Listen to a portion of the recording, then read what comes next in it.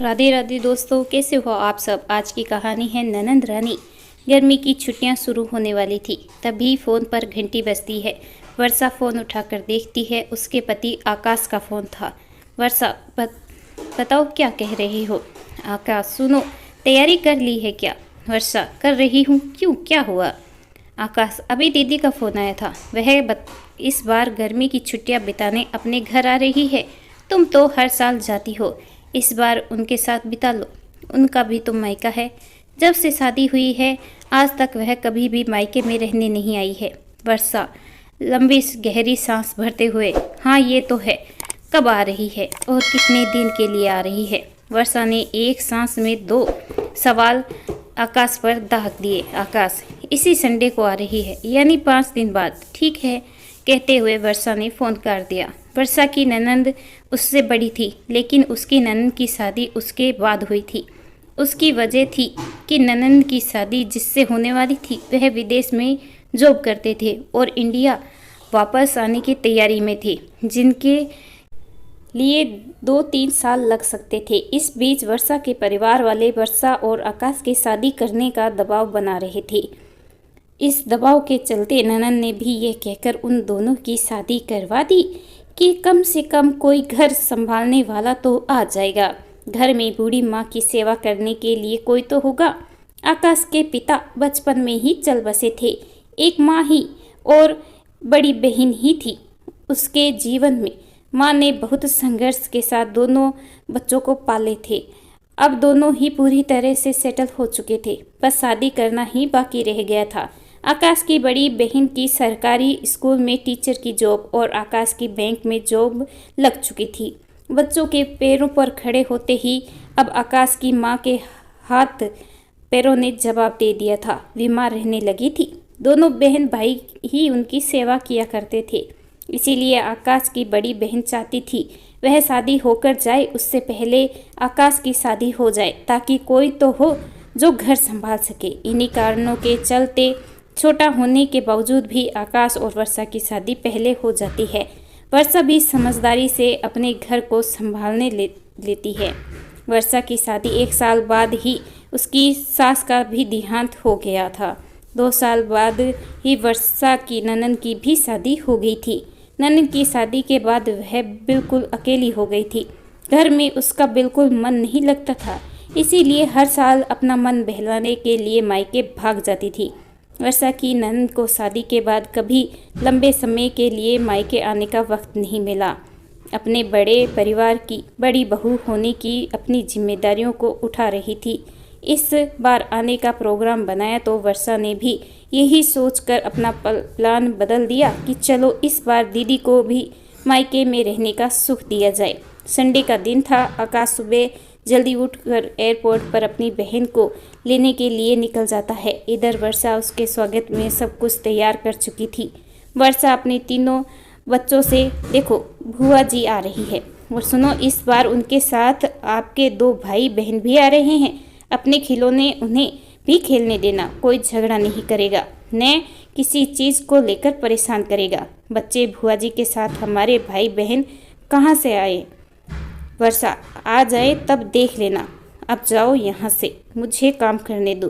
तीनों बच्चे, बुआ जी आएगी, हमें मेला भी घुमाएगी। आकाश को अपने काम के चलते कभी फुर्सत नहीं मिलती थी कि वह बच्चों को लेकर कहीं घुमा कर लाए। इसीलिए वह हर बार बच्चों से यही कहता था, जब बुआ जी आए तब घूम लेने जाना। इसीलिए बच्चों में खुशी का ठिकाना नहीं रहा था कि अब हमें बुआ जी घुमाने ले जाएगी।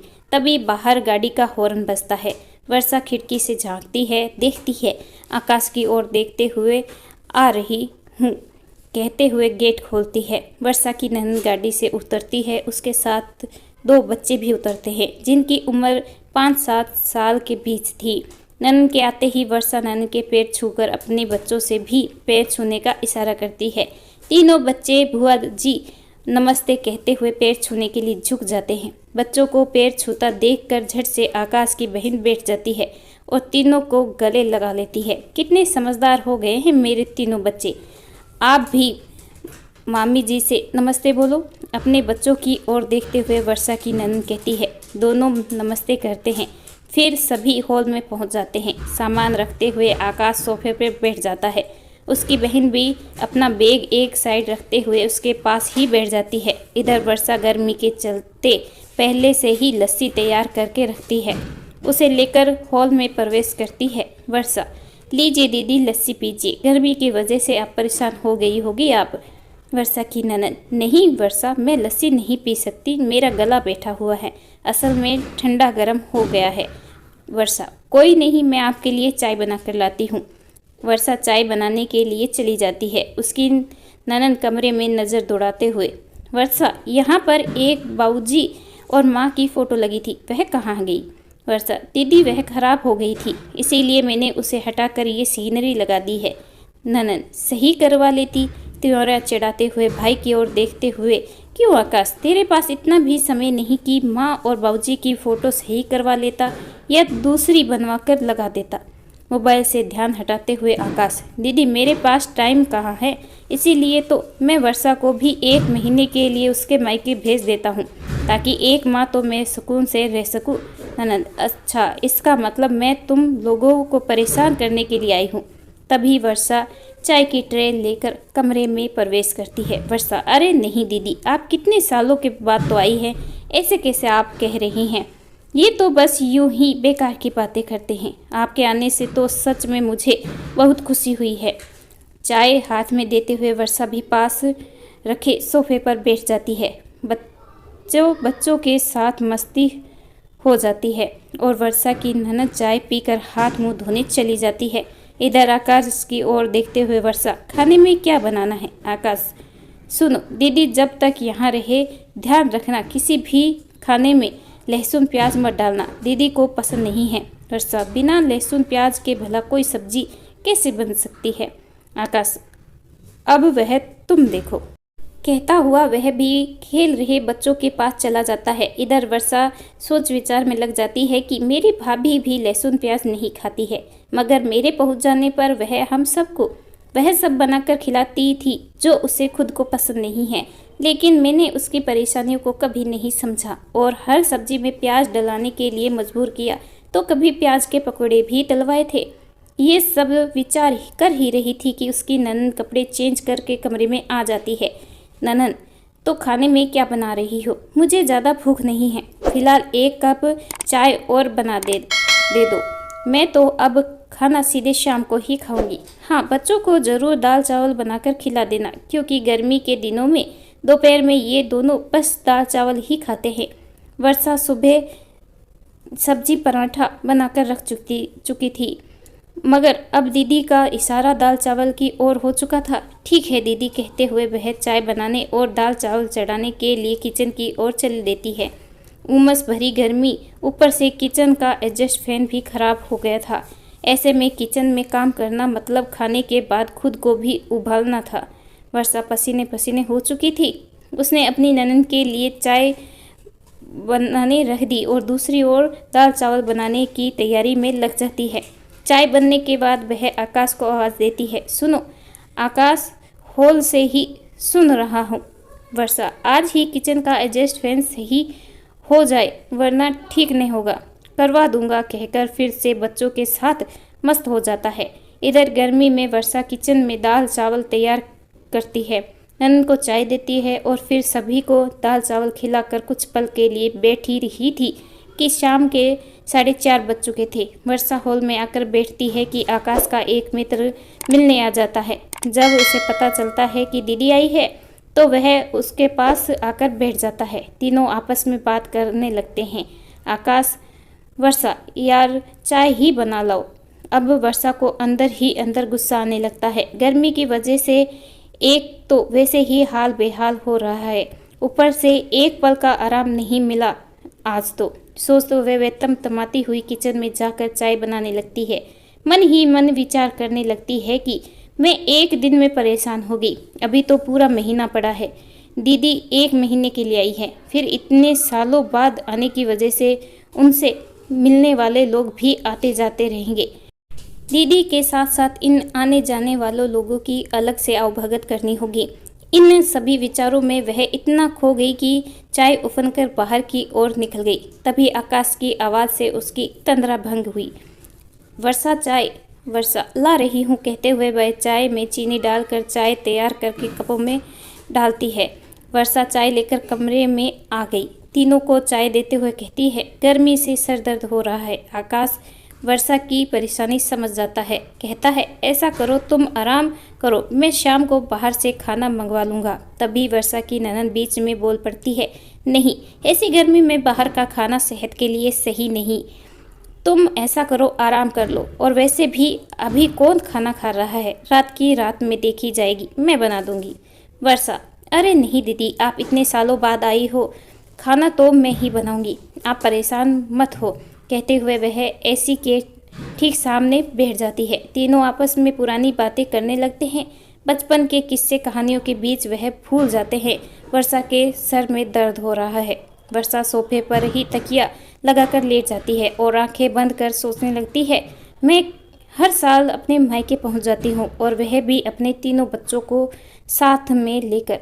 मेरी बहन भी आ जाती है अपने दोनों बच्चों को साथ। 10 लोगों का खाना पीना, सुबह का नाश्ता, शाम की सबकी अलग अलग फरमाइशें रहती है। मेरी भाभी ने आज तक उफ तक नहीं की। क्या उसे गर्मी नहीं लगती? हम सब जितने लोग होते हैं उतनी ही सबकी अलग अलग फरमाइशें होती है। भाभी हमेशा हंसते हुए बस यही कहती है, अभी बना कर देती हूँ। कभी चेहरे पर सिकन तक नहीं आने देती।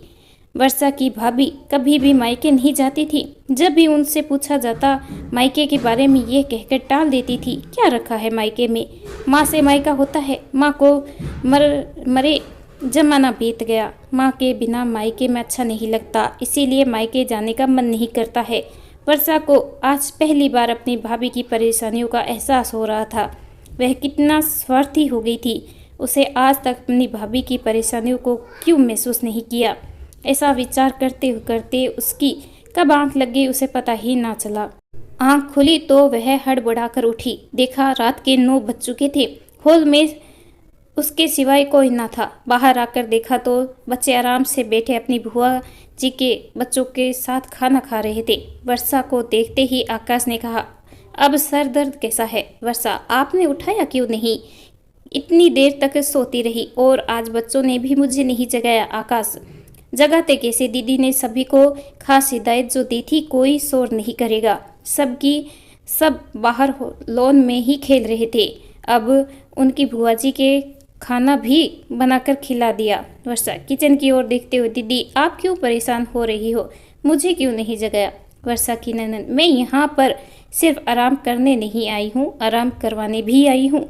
कोई नहीं, अब तुम और आकाश भी आ जाओ, तुम दोनों के लिए भी खाना लगा देती हूँ। गर्मा गर्म आलू के पराठे और बूंदी के रायते के साथ पुदीने की चटनी भी तैयार है। इतना सब कुछ आपने अकेले किया? दीदी अब आप खाइए, मैं बनाती हूँ। वर्षा कहते हुए किचन की सिंक में हाथ धोकर गैस के पास आ जाती है। तभी उसकी ननद कहती है, अब आज खा लो, सुबह मुझे खिला देना गर्मा गर्म। वर्षा, अरे दीदी ये अच्छा नहीं लगता, आप खाना बनाए और मैं बैठकर खाऊं। आप दोनों बहन भाई बैठो, मैं बनाती हूँ। तभी ननद कहती है, जी नहीं, आप दोनों बैठो कहते हुए वर्षा की ननद अब खाना लगाकर उसके सामने प्लेट कर चुकी थी। आज वर्षा अपनी ननद के आने के बाद कितने सालों बाद ससुराल में भी मायके जैसा कूल महसूस कर रही थी। उसकी आंखों में आंसू बह निकले। वह मन ही मन सोचने लगी कि मुझे ये ख्याल क्यों नहीं आया अपनी भाभी के लिए। क्या मेरा फर्ज नहीं था कि मैं भी उसे इस तरह से आराम दे सकती? सोचते हुए मन ही मन निश्चय किया, इस बार मैं भी दीदी की तरह से ही अपनी भाभी पर दुल्हार लुटाकर ही आऊंगी। वर्षा और आकाश खाना खा रहे थे और उसकी दीदी गरम गरम एक एक करके पराठा ला रही थी। वर्षा सच में आज पहली बार ननंद भाभी के रिश्ते को समझ चुकी थी। इस कहानी के बारे में आपकी क्या राय है कमेंट करके जरूर बताइएगा। कहानी अच्छी लगे please like share and subscribe करना ना भूलें। कहानी सुनने के लिए आपका बहुत बहुत धन्यवाद।